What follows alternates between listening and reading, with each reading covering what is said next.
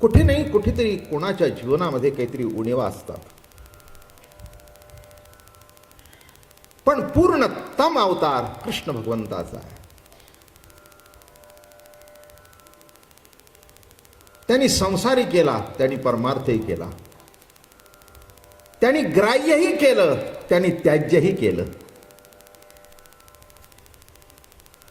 तो लहान मुलामध्ये लहान मूल होता आणि श्रेष्ठामध्ये श्रेष्ठतम होता. अण्णा आज आपण आला, बरं झालं. खूप दिवसाचं प्रेम आहे आपलं आणि कृष्ण कथा ऐकण्याकरता आपण आलात.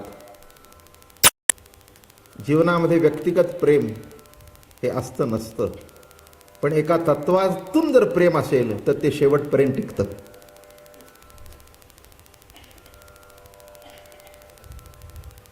कृष्ण हा तत्वज्ञानातला तत्वज्ञानी आहे. म्हणून मी नेहमी सांगतो की सर्व रूपामध्ये सुंदर तोच, बाळ तोच, तरुण तोच, कोणचंही रूप घ्या, त्या रूपामध्ये कृष्णाने आपला नंबर 1 सोडला नाही. आणि त्याच्या इतकं सुंदर वक्तृत्व गेले 5 ते 6,000 वर्षात झालं नाही. म्हणून गीतेला पर्याय ग्रंथ दुसरा आला नाही. राजकारणातले जे महात्मे झाले त्यांनी गीताच हातात घेतली. खरं आहे ना अण्णा? मी नेहमी सांगत असतो की महात्मा होण्याकरता काही केवळ भजनच करायला पाहिजे किंवा कीर्तनच करायला पाहिजे असं नव्हे. सत्शील सात्विकपणा जीवनामध्ये परिपूर्ण उतरला तर गांधीजी सुद्धा महात्मा झाले. आम्ही देव नाही मानत म्हणतो, पण त्यांच्या मुखामध्ये शेवटी रामच होता. काही गंमत आहे नाही का? कृष्ण राजकारणात सुद्धा आहे आणि कृष्ण धर्मात सुद्धा आहे. बर का? योग्य तऱ्हेने राजकारणाची वाटचाल व्हावी म्हणून गीता सांगितली गेली. राजकारणाची वाटचाल कुठेतरी बिघडली होती आणि त्या बिघडलेल्या वाटचाल सुधारायच्या ऐवजी कृष्ण, अर्जुन पळत होता, त्याला आणून पुन्हा रथावर बसवला. म्हणून कृष्ण हा पूर्णतम अवतार आहे. रासलीला जो आपला विषय चालू आहे, कृष्णाचं जर वर्णन बघितलं तर सच्चिदानंद रूप कृष्ण आहे. ईश्वरी सत्तेचं वर्णन जर तात्विक दृष्टिकोनातून करतो तर आपण कसं आहे? सद आहे, चिद आहे, आनंद आहे. सद सर्व ठिकाणी आहे, चिद मौन अवस्थेत आहे आणि आनंद सुप्त अवस्थेत आहे. सर्व ठिकाणी सद आहे. सद म्हणजे सतत, अखंड, अविनाशी जे तत्व आहे ते कुठे आहे कुठे नाही, सर्व ठिकाणी आहे. केव्हा आहे? सतत आहे. हे बघा, बाबा महाराज केव्हा इथे आलेली मंडळी अजून 1 तास इथे आहेत. कालांतराने यातलं इथे कोणी थांबणार नाही. पण ज्या तत्वाने त्यांना इथपर्यंत चालत आणलं आणि जे तत्व त्यांना घरी घेऊन जात आहे ते तत्व त्यांच्यावर अखंड आहे. त्यांच्या बरोबर अखंड आहे. ते नव्हते तेव्हाही ते होतं, ते आहेत तेव्हाही आहे आणि ते नसतील तेव्हाही ते आहे. असं जे तत्व आहे ते सद तत्व आहे. कारण सत तत्व हे सर्व ठिकाणी आहे. जे सद आहे ते चिद आहे. सद आहे तेच चिद आहे. पण एक मजा म्हणून सांगतो, असं आहे, हा लाऊडस्पीकर आहे, ही सगळी मशिनरी आहे, हे यंत्रणा, हे आहे, सगळं आहे. या सर्वामध्ये सद आणि चिद आहे, पण आनंद नाही. वस्तूमध्ये सद आहे, सर्व ठिकाणी परमात्मा आहे म्हटल्यानंतर वस्तूमध्ये सुद्धा आहेच. म्हणजे वस्तूमध्ये सद आहे, वस्तूमध्ये चिद आहे, पण वस्तूमध्ये आनंद. आता बघा, ह्या माईक मध्ये सद चिद आहे. काय रे बाबा, माझं प्रवचन ऐकून तुला बरं वाटलं का?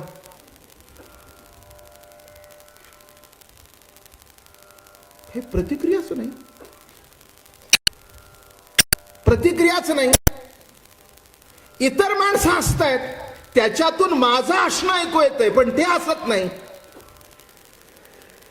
म्हणजे बोलणं लक्षात आलं का माझं काय? म्हणून विज्ञानामध्ये अण्णा सच्चिद असतं, पण आनंद नसतो. काय? विज्ञानामध्ये सदही आहे, चिदही आहे, आणि ज्ञानाचा आणि विज्ञानाचा कुठे विरोध नाही आहे. माझं प्रवचन शेवटच्या माणसापर्यंत ऐकून जातंय, त्याला कारण हे विज्ञान आहे, हे सत्य आहे. पण मी जर गप्प बसलो तर हे काहीच करू शकत नाही. हे कळण्याकरता ज्ञान लागतं. म्हणून लक्षात घ्या की जगतामध्ये जेवढ्या वस्तू आहेत त्या वस्तूमध्ये सद आहे, चिद आहे. माणसामध्ये आनंद आहे, पण तो उपासनेतून प्रगट करावा लागतो. उदाहरण द्यायचं जर झालं तर दूध आहे, दुधाचं विरजण लावलं जातं, त्याचं दही होतं, आणि दुधाचं मंथन करून लोणी निघतं. तसं आपल्या जीवनामध्ये मंथन करून आनंद प्रगट होणार आहे. तो इतका सोपा नाही आहे. थोडंसं तत्वज्ञानाचा भाग आपल्या पुढे मांडावा. काय म्हटलं मी? हो, आनंद का माणसाला मिळत नाही? तो परिच्छिन्न वस्तूतून शोधतो म्हणून मिळत नाही. आपल्या ठिकाणी डोकावून बघितलं तर आपला आनंद आपल्या जवळच आहे. एक ज्ञानेश्वरीत ओवी आहे, परतोनी पाठी मोरे ठाके आणि आप आपणिया ते देखे, देखत खेवो ओळखे म्हणे हे तत्व मीची. जरा मागे वळून बघितल्यानंतर तुला कळेल की तुझ्या मीपणाच्या मागे कोणती सत्ता आहे. मीपणाच्या मागे जी सत्ता आहे त्याला सत्ता आम्ही म्हणतो, पण नाव द्यायचं म्हटलं तर आम्ही कृष्ण म्हणतो, आम्ही त्याला विठ्ठल म्हणतो. नाव देण्यामध्ये आनंद आहे हो. सत्तेला सुद्धा नाव देणं, नावाने हाक मारणं, याच्यातला काही आनंद. काय झाला मुलगा, काय झाला मुलगी, ए मुलगा, ए मुलगा, ए मुलगी, नाही नाही. माधव, राघव, रेखा, सुरेखा, अवघड आहे सापडणं,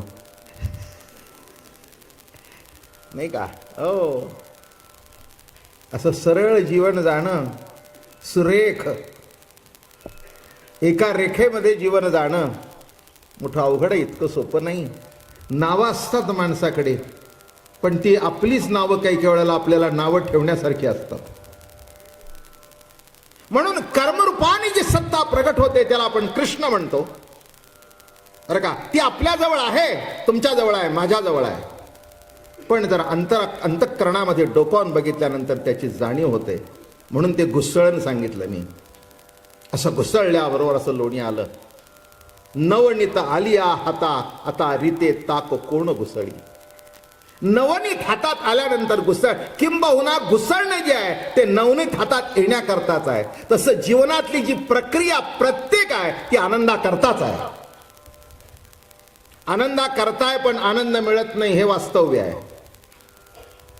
मी एक नेहमी विषय मांडत असतो, तुम्ही ऐकला असेल की जीवनामध्ये कुणाचीही खटपट दुःखा करता नाही.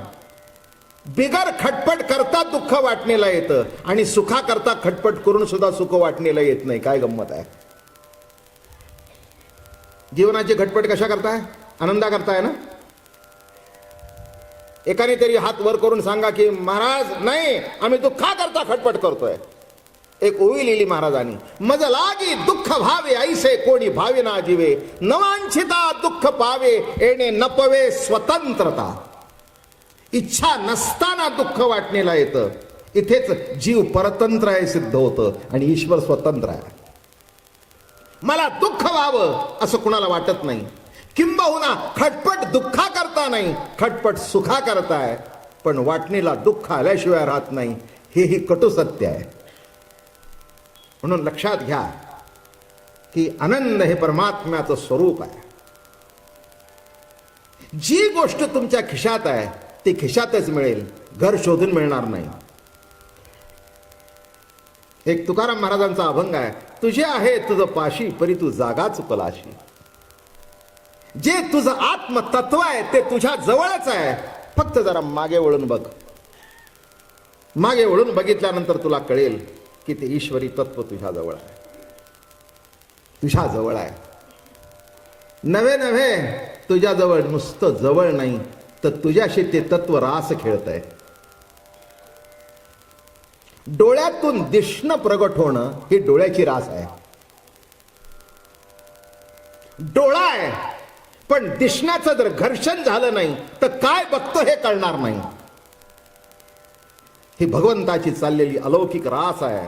तुम्हाला काय वाटतं, रास क्रीडा म्हणजे काहीतरी सामान्य कृती आहे, काही काम वासना अमकं तमकं? लक्षात ठेवा, ज्या गोष्टीकडे जसं बघायला पाहिजे तसं बघायला पाहिजे. भाताकडे भात म्हणून बघावं, पण देवाला दाखवलेल्या नैवेद्याकडे भात म्हणून बघू नये, तो प्रसाद म्हणून ग्रहण करावा. वस्तू तीच आहे पण दृष्टी परिच्छिन्न आहे, दृष्टी निराळी आहे. आणि शेवटी एक लक्षात ठेवा, दृष्टीने सृष्टी पालटते.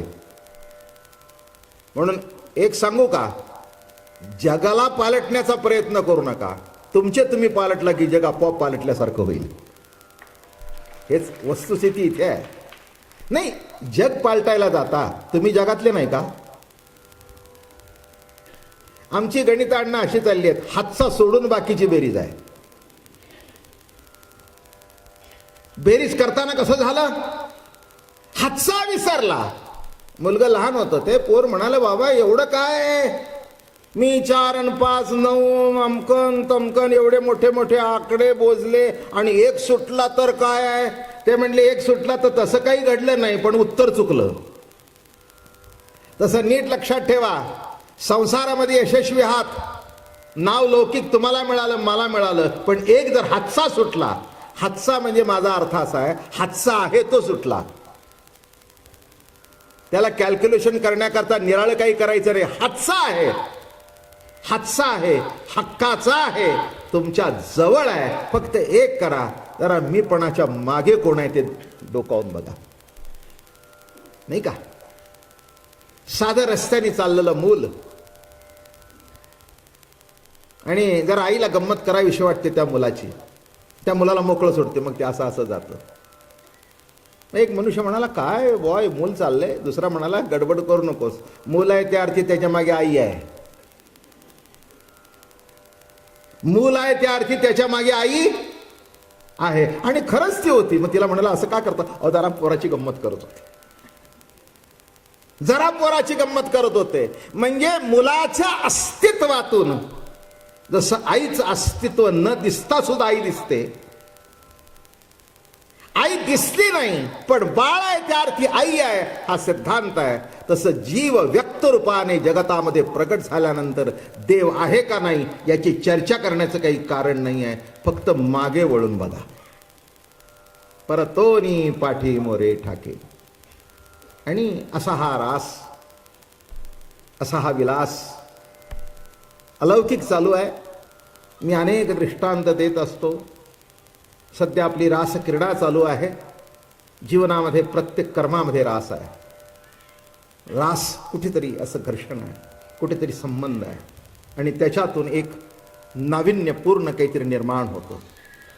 आम्हाला असं वाटतं हे स्त्री पुरुषाचा संबंध आहे. नाही आहे. तुम्ही इतक्या खालच्या दर्जाला जाऊन जर बघाल तर हे कळायचंच नाही. 2 दिवसापूर्वी एक ओवी तुमच्या समोर म्हटली होती, नव्हे काम तो भोग रती सुखाचा, निजानंद तो ओपिलांतरीचा. हे बघा, एखाद्या गोष्टीकडे वाईट म्हणून बघितल्यानंतर आपण तसाच अर्थ करतो. काम सुद्धा वाईट नाही आहे, त्याचा वापर वाईट केला तर वाईट आहे. नाही का? 2 मुला मुलींना एकत्र आणणं पुढच्या निर्मिती करता, मग ज्याच्यातून पुढच्या वंशवृद्धी होते ते कर्म निंद्य कसं म्हणावं, किंबहुना त्याला मंगल कार्य म्हणतात. काय बुवा आज ताशा वाजवता, आमच्या मुलाचं लग्न आहे म्हणजे काय, म्हणजे काय? नीट लक्षात घ्या. याचा अर्थ असा आहे, धर्माला धरून जर काम असेल तर मान्य आहे, अधर्माची वाटचाल करत असेल तर अमान्य आहे. अमान्य करण्याचं काही कारण नाही आहे. किंबहुना त्या कर्मातून जेव्हा नातू मांडीवर येतो, जेव्हा नातवंड मांडीवर येतो, चांगली चांगली माणसं सुद्धा वेडी होतात. अरे का किती मोठा आजोबा असेल ना तर तो सुद्धा.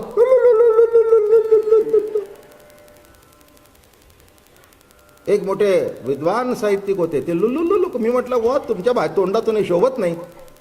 आम्ही जरा एक काना मात्र चुकलं म्हणतो, अहो मडे बाबा कळलं का? कशाची परीक्षा आहे, पण त्याचा आनंद काय? धर्माला धरून ती क्रिया आहे. तसं प्रकृती पुरुषाचं मिलन जे आहे तीच आस आहे. ते जर मिलन घडलं नसतं तर जगत निर्माण झालं नसतं. का मागे एकदा तुम्हाला सांगितलं होतं, सज्जनाच्या हातात डॉक्टर हातात चाकू आला तर जीव वाचतो आणि खुण्याच्या हातात आला तर मरतो. पोट फाडतो आणि डॉक्टरही पोट फाडतो, पण डॉक्टर बरं करण्याकरता फाडतो आणि हा जीव घेण्याकरता फाडतो. वस्तू तीच आहे, कसं बघता एवढं लक्षात ठेवा. म्हणून एक अलौकिक रास आपला चालूच आहे. भगवंताने अनेक रास केल्या. मी काही विषय वाढवत नाही आहे, पण एक दोन गोष्टी सांगितल्या. पण आता आपला विषय चालू आहे, त्याला धरूनच विषय मांडतो. गोवर्धन लीला शब्दाचा अर्थ गो इंद्रियाचं संवर्धन. गोवर्धन, गो म्हणजे इंद्रिय, इंद्रियांचं संवर्धन. इंद्रियांचं संवर्धन केव्हा होतं? त्या इंद्रियामध्ये जेव्हा प्रेम रस भक्ती रस वाढतो तेव्हा. मला माहिती आहे शरीर केवळ टॉनिकने पुष्ट होत नाही, शरीर केवळ अन्नाने पुष्ट होत नाही, शरीर केवळ दूध पिऊन पुष्ट होत नाही. कोणाचा तरी प्रेमाचा हात फिरावा लागतो, त्याशिवाय समाधान नाही. बरं का, त्या बाळाच्या अंगावर आई पाजत असते, पण पाजत असताना हात फिरत असतो. कल्पना आहे तुम्हाला? आई काय मूल काय, ती आई कशी पाजते? अशी पाजत असते, अंगावरून हात फिरवत असतो. पिता पिता ते बाळ झोपतं. का झोपतं? तो प्रेमाचा स्पर्श चालू आहे, स्पर्श चालू आहे. इंद्रियांना प्रेम लागतं पुष्ट होण्याकरता, तृप्तता प्राप्त होण्याकरता. म्हणून लक्षात ठेवा, मी नेहमी एक शब्द वापरत असतो, तृप्त होणार नाही. तृप्त होणार नाही, तृप्त प्रेमानेच होईल. लग्नातल्या जेवणात चकित होतो पण पोट भरत नाही. आता तुम्ही लोक सगळेच लग्न कार्यात जाता. मध्ये मी एका लग्न कार्याला गेलो, मला त्यांनी सांगितलं, अण्णा मला अपराधी वाटलं. त्यांनी मला सांगितले 3000 रुपये ताट आहे, 7-8 मिठाया. काय तुम्हाला सांगू, म्हणजे फरसाण तर काय, अरे अरे अरे अरे अरे अरे. बरं, मला त्यातला एकच बटाटे वडा गेला आणि अर्धा बर्फीचा तुकडा गेला. मी विचार केला 3000चं ताट आपण किती खाल्लं, आणि मला टाकता तर येईन, तोंडात तर जाईना. घरी येताना मी अपराधी होऊन घरी आलो. लक्षात ठेवा, 2 घास खाल्ले पण समाधान भेटले नाहीत. काय ताट होतं, पण वाढणारा सुद्धा ताट होता. की I have served them with a plate for ₹3000 for each person. आणि ताटातला ताटरपणा त्याच्यात आल्या कारणाने ते जरी गोड होतं तरी त्याच्यातून अहंकाराचा कुठेतरी वास येत होता, नाही का?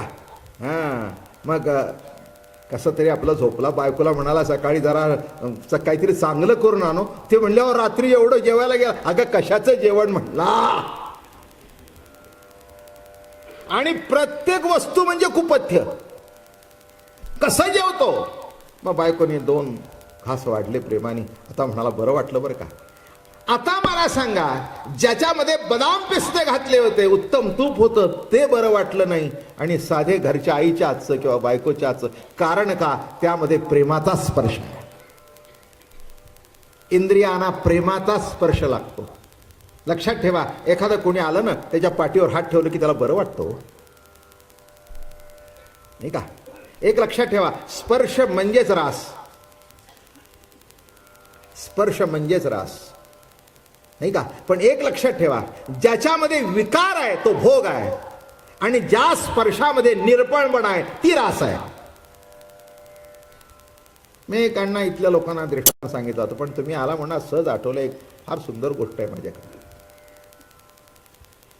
इथे ऐकले असेल, विसरले असतील, मलाही कल्पना आहे. माझं ऐकलेलं कोण लक्षात ठेवतो जास्त?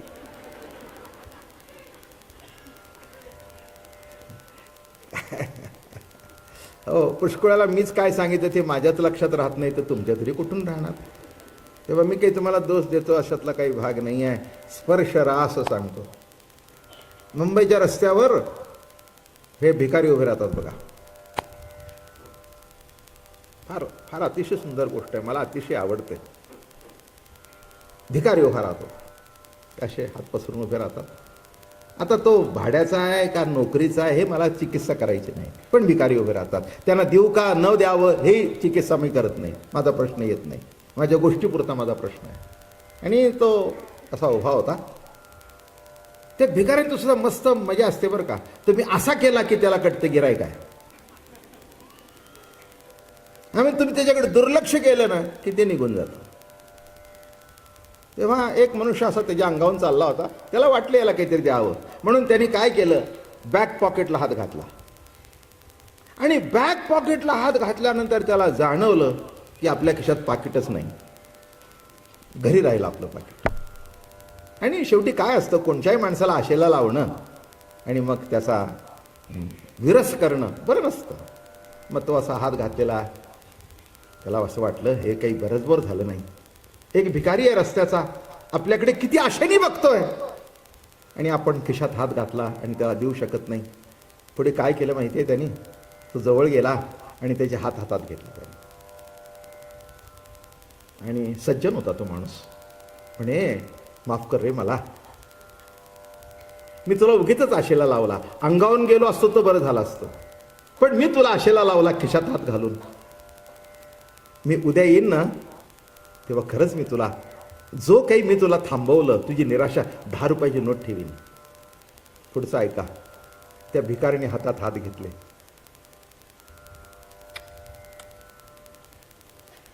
त्या हाताचं चुंबन घेतलं, डोळ्याला लावले, आणि 2 अश्रू त्या हातावर पडले.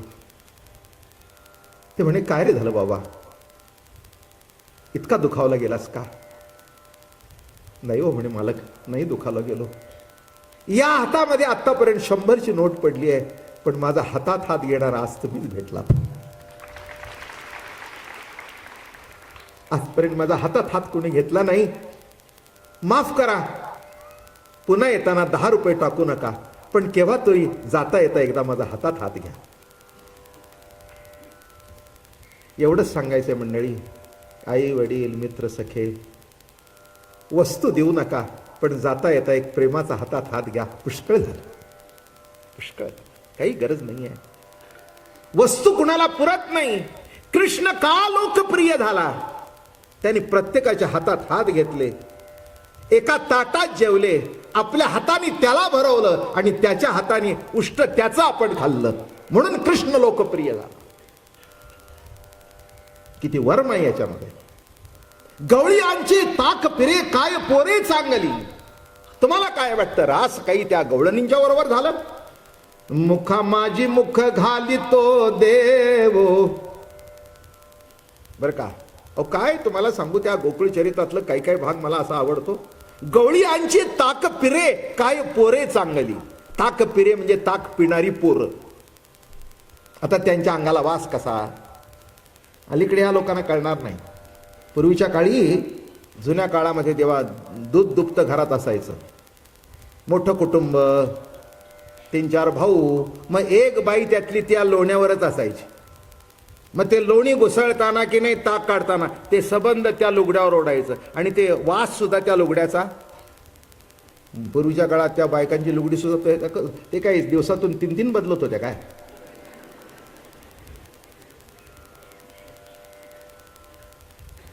मी माझ्या घरातलं होतं. मी माझ्या घरातलं उदाहरण सांगतो. माझी आई, माझी चुलती, माझी आजी वर्षाला, आणि तुम्हाला एक जुन्या कल्पना असेल, 2 लुगडी बायकाने घ्यायची, 3रं फाटलं तर असायचं. आणि लग्नाला जाण्याकरता 1 किंवा 2 लुगडी, प्रत्येक लग्नाला निरनिराळं नाही. हे नेसलेलं बघितलं तर काय इन्सल्ट, पोझिशन डाऊन. काय ग, मागच्या लग्नात त्या ह्याच लग्न होतं, परिस्थिती डाऊन झालेली दिसते, खलास काय आता. आणि आमच्या आईला असं कधी डाऊन झालेलं कोणी बोललंच नाही. मी म्हटलं अगं आई तुझी 2 लुगडी. अरे म्हणले बाबा तुला कसं कळत नाही, आपल्या घरात 2-3 आहेत ना, बाहेर जाताना 1-2 जरीचं असलं म्हणजे जरा घरात नेसायचं नाही, ते बाहेर नेसायचं. काळ पालटला. बायकांना तुम्ही बाहेर न येता नुसतं लुगडी बदलायला जरी ठेवलं तरी ते आनंद मानतील.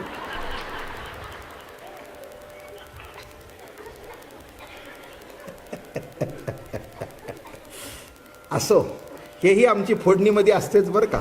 ही माणसांना ऐकायला जास्ती आवडते. कारण साधा ताक आवडत नाही, पण फोडणी दिलेलं माणसानं घ्यायला बरं वाटतं. काय मजा आहे हो, नाही का. शेवटी काय पाहिजे, प्रेम. शेवटी काय पाहिजे, स्पर्श, बरं का. जसं मला सांगा, त्या माणसामध्ये, श्रीमंतामध्ये किंवा गरिबामध्ये नाही का रास घडला नाही का, स्पर्श घडला नाही का, तो आनंद मिळाला नाही का. म्हणून लक्षात ठेवा, इंद्रियामधून, गो इंद्रियामधून भक्ती रसाचं संवर्धन होणं, प्रेम रसाचं संवर्धन होणं हे अत्यंत आवश्यक आहे बरं का. हो, ज्ञान पद मिळवून देईल पण समाधान मिळवून देणार नाही. लक्षात ठेवा माझं बोलणं. एखादा विद्वान आहे, एखादा पंडित आहे बरं का, शब्दांनी तुम्हाला चकित करून टाकेल पण तृप्त करणार नाही. पण एखादा भाविक असेल की नाही, त्याचा भाव बघून तुमच्या डोळ्याला धार लागेल. भाविक तयासी येतो काकुळती, शहाण्या मरती न सापडे. तुकाराम महाराज लिहितात देवाबद्दल. भाविक तयासी येतो काकुळती, शहाण्या मरती न सापडे. शहाणे मेला तरी सापडत नाही. आपल्या घरात जर आपला एक मुलगा शहाणा असेल ना, आणि एक आपला साधा सुद्धा असेल, जे साधा सुद्धा आहे ना त्याचा आई वडिलाशी पटतं, जो शहाणा आहे ना तो अंगावरून गेला तरी बाप तसं त्याला हाक मारत नाही. मग त्यांनी बघितलं तर निघाला सोय.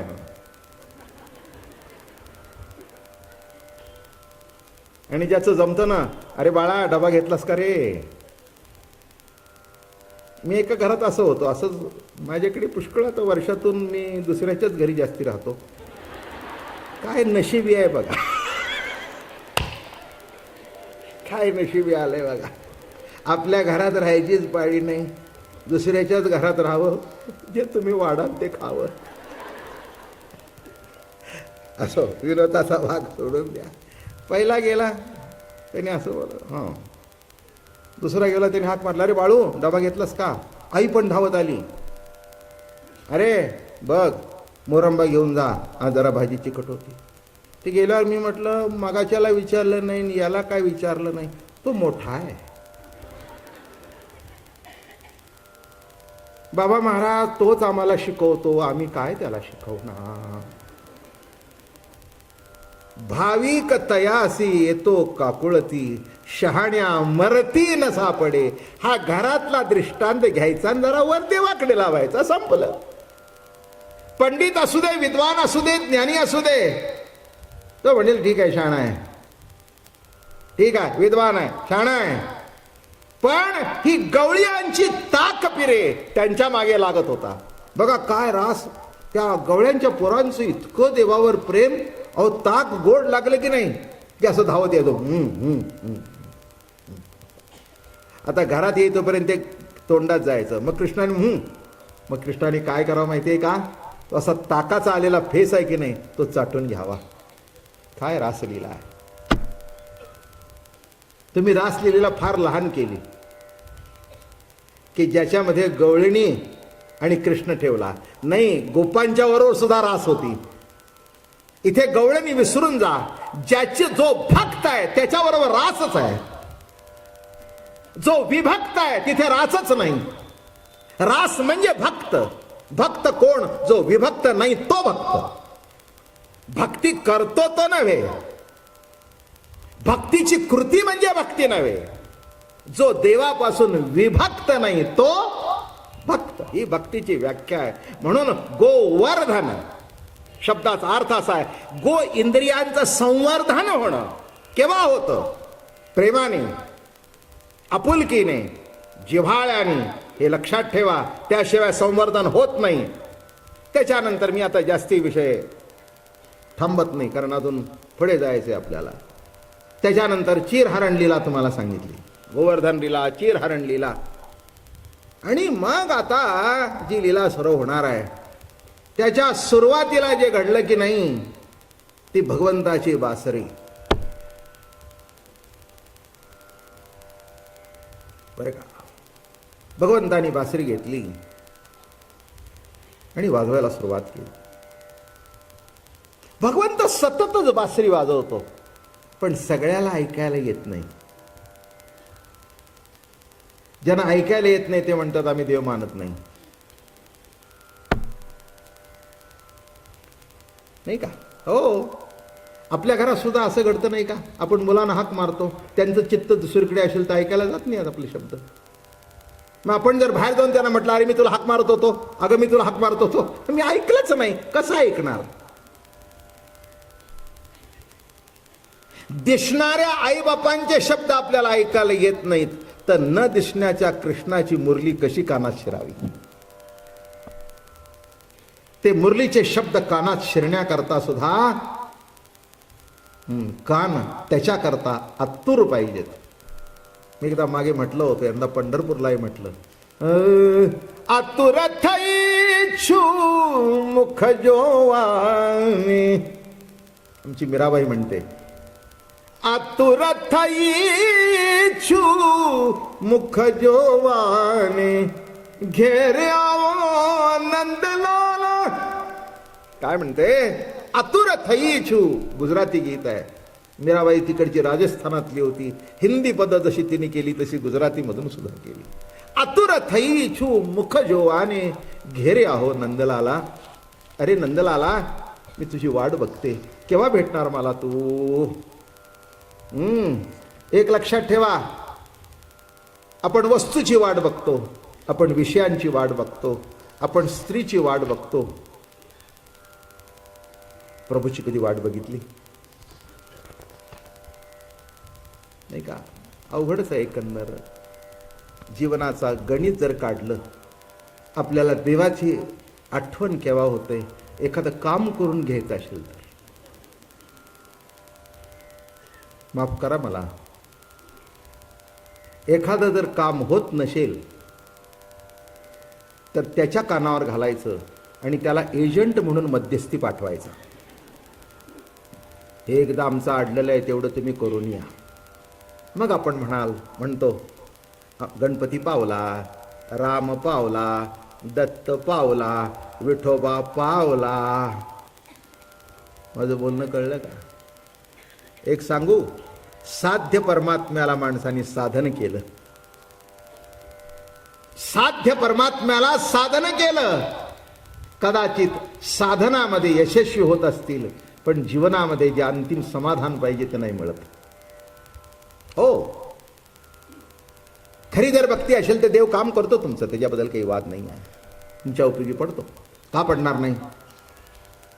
हे बघा, अर्थार्थार्थी जिज्ञासू आणि ज्ञानी. दुःख निवारण करण्याकरता तो देवाकडे जातो, त्यालाही भक्त म्हटलंय. अर्थ अर्थ काहीतरी नड आहे, भक्तच आहे. ते म्हणाले माझ्या करता येत नाही, पण दुःख निवारण करण्याकरता येतोय. पण असे नका म्हणाले, शेवटी माझ्याकडे येतोय ना भक्त. अर्थार्थी, कोणी पैसा करता येतो. देवा, देवा, हे घे, चल त्याच्या बदल्यात दे,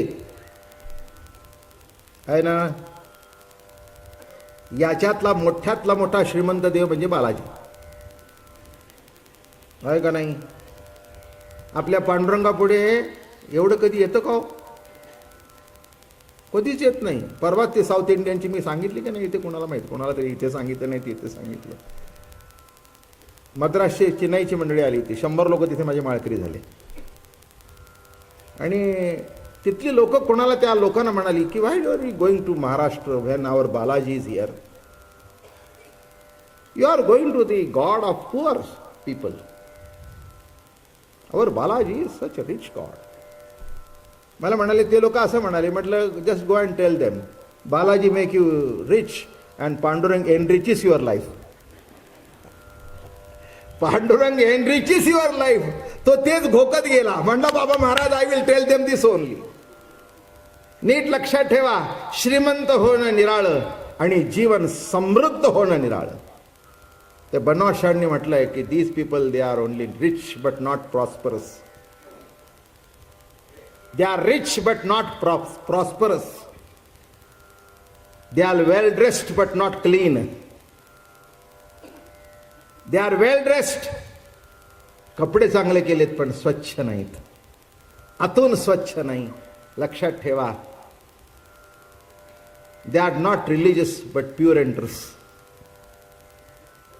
म्हणजे चर्चमध्ये जाऊन गुडघे टेकून प्रार्थना करतात. ते म्हणे हे नुसते जागा अडवणारे लोक आहेत. They are not religious.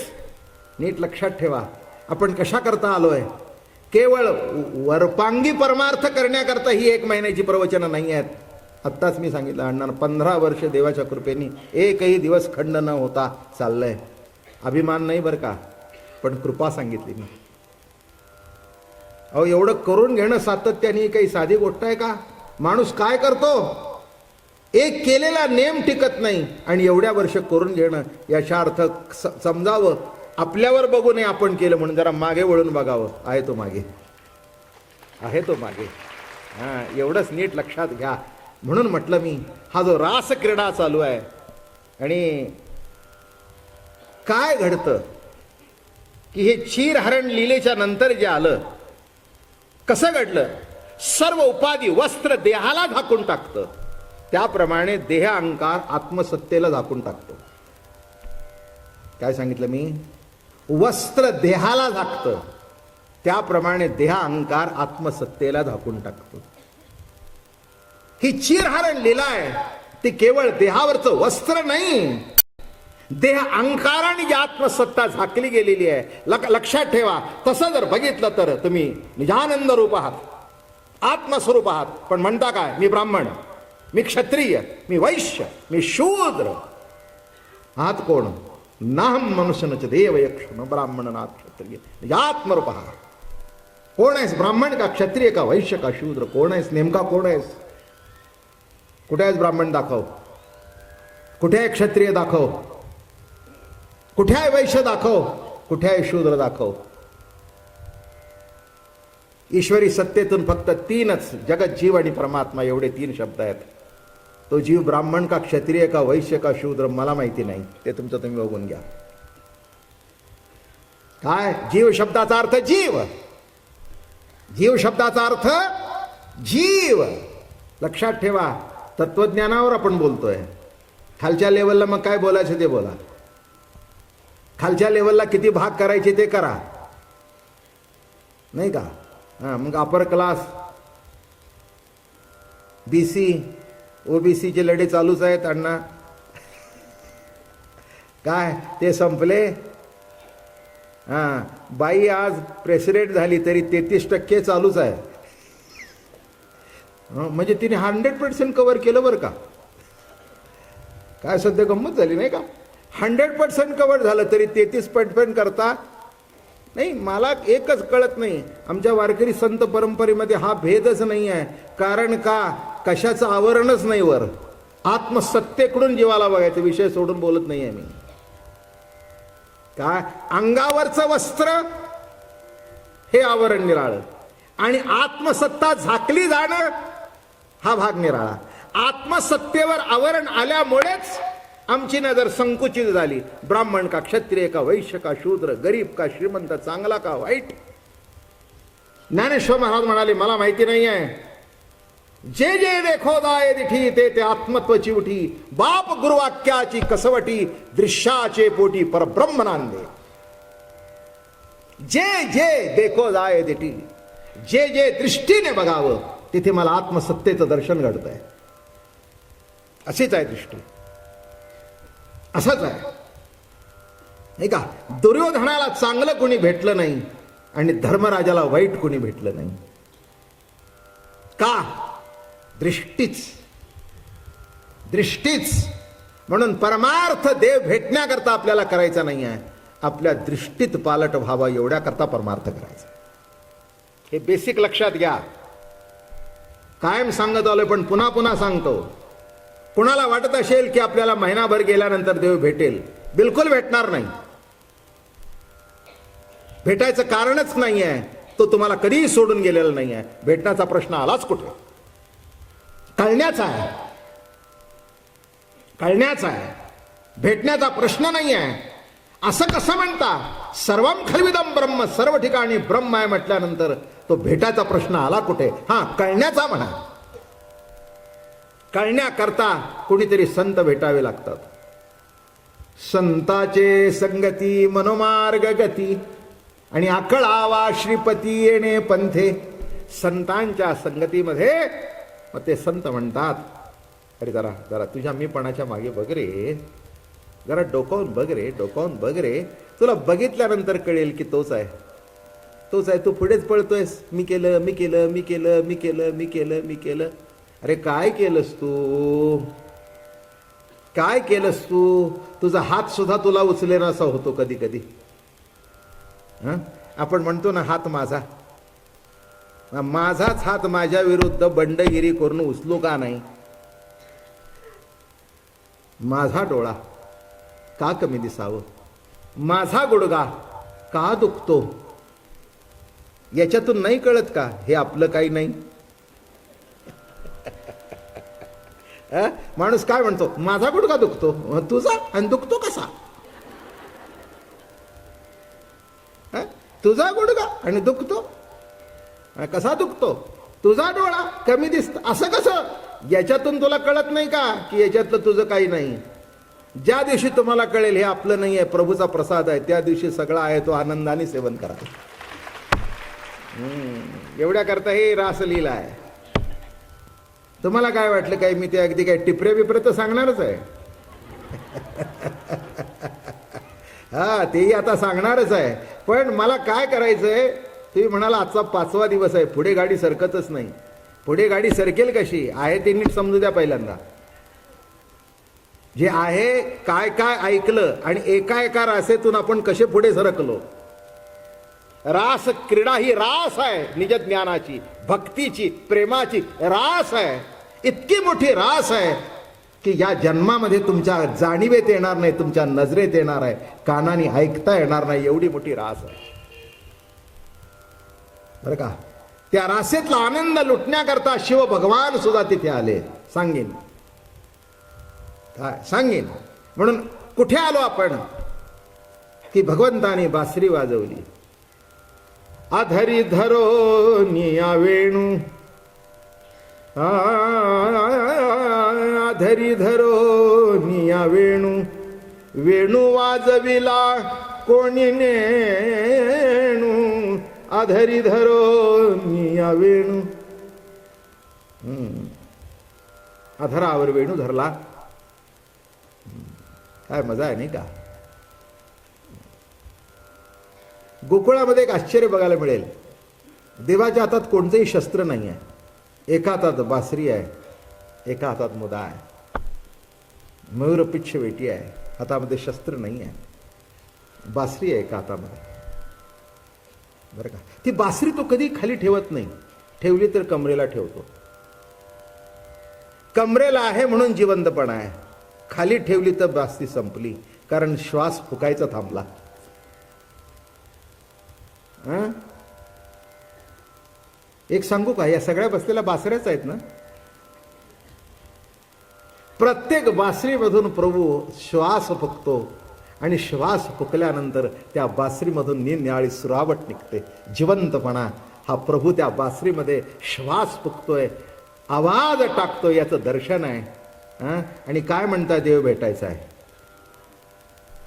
तुमचा जिवंतपणा चालत आला ना, कानाने ऐकताय ना, ऐकताय म्हणजे तो स्वर देवाने धरून ठेवलाय, फुकतोय, आवाज फुकतोय, आवाज फुकतोय.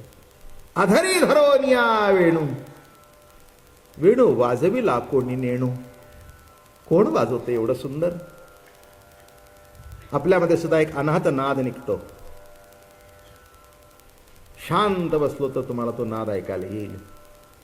तुमच्या कानात आजूबाजूचं एवढं प्रदूषण झालेलं आहे की मूळचा नाद ऐकूच येईना, ऐकूच येईना. प्रदूषण आहे आवाजाचं. म्हणून गव्हर्नमेंटला कायदा करावा लागला, 10च्या पुढे आवाज होऊ नका.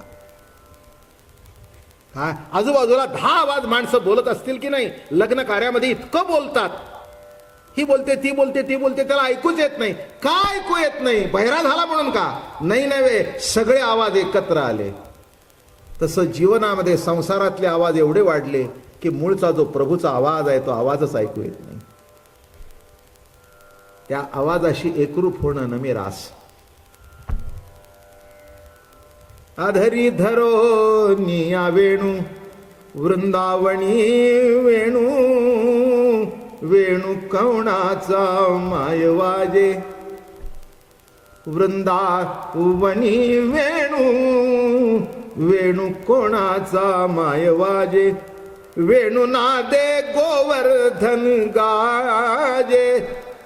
वेणू नादे गोवर्धन गाजे. पुच्छ पसरोनी मयूर विराजे. मज पाहता भासती यादव राजे.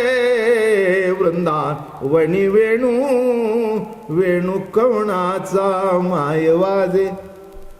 पहिल्यांदा आपल्याला कळतच नाही हे आनंद कुठून येतो, ती आनंदाची सुरावट कुठून येते कळत नाही. कालांतराने कळतं ही आनंदाची जी सुरावट आहे ती प्रभूच फुकतोय. ज्या ज्या वेळेला आनंद वाटेल त्यावेळेला समजावं हे प्रभूचं दर्शन आहे. आनंदाचा कंद हरी हा देवकी नंदन. आनंदाचा कंद आहे तो. परमात्मा कसा आहे? आनंदाचा कंद आहे. म्हणून म्हणतात वृंदावनी वेणू, वेणू कवणाचा माय वाजे. कोण वाजवतं ग? एक सखी दुसरीला म्हणाली, अगं कोण वाजवतं? किती सुंदर ग, किती सुंदर ग. ती म्हणाली, बाई वाजवणारा दिसत नाही पण आवाज येतोय. तसं आपल्यातले ठॉक ठॉक ठॉक ठॉक हा सुद्धा नाद आहे बरं का. डॉक्टरचा स्टेथोस्कोप लावून बघा, कानाला आवाज येईल पण आवाज कुठून येतो तो कळत नाही. तो सुद्धा एक खर्जातला आवाजच आहे, बासरीचा. बासरीचा आवाज आहे. म्हणून वृंदावनी वेणू, वेणू कवणाचा माय वाजे. तृण चारा चरू विसरली, गायी व्याघ्र एके ठाई झाली. पक्षी कुळे निवांत राहिली, वैरभाव समूळ विसरली. वृंदावनी वेणू, वेणू कवणाचा माय वाजे. पुंडली गौरदेव हरी विठ्ठल, श्री ज्ञानदेव तुकाराम विठ्ठल विठ्ठल विठ्ठल.